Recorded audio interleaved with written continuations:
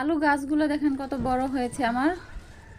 তো এই আলু গাছগুলো এত বড় করতে আমার কি কি প্রসেসিং করেছি আমি, এবং কি কি কাজ করেছি, কিভাবে আলুটা লাগালাম, সেই সম্পর্কে আমি আপনাদেরকে এই ভিডিওতে বলবো। আশা করি পুরো ভিডিওটা দেখবেন।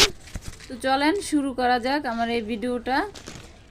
কিভাবে আমি আলু গাছগুলার এত বড় করলাম, বা কিভাবে এই গাছগুলা এরকম হলো, কি কি প্রসেসিং। তো চলেন ভিডিওটা শুরু করা যাক।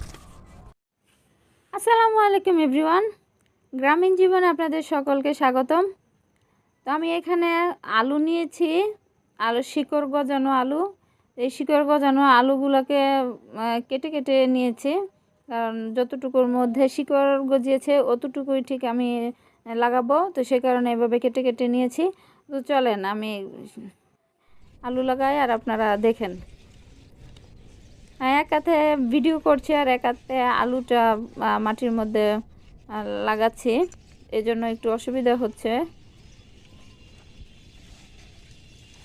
হয়তো বা খুব ভালো দেখা যাচ্ছে কিনা আমি ঠিক বুঝতেছি না। দেখেন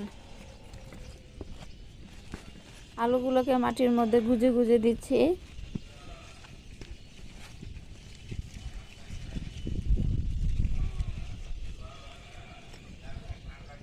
এভাবে মাটির মধ্যে গুজে গুজে দিয়ে তারপর আমি এখানে মাটি দিয়ে ঢেকে দিব, যাতে আলু শিকড়টা মাটির ভিতরে থাকে। তারপর এখান থেকে গাছ হবে। তো সেই অপেক্ষায় আছি। দেখেন মাটিটা সুন্দর করে এখন ঢেকে দিব, মাটি দিয়ে আলুগুলোকে ঢেকে দিচ্ছি। আমার আলুটা লাগানো কমপ্লিট হয়ে গিয়েছে। এখানে এটা পুরোটা ঢেকে দিব।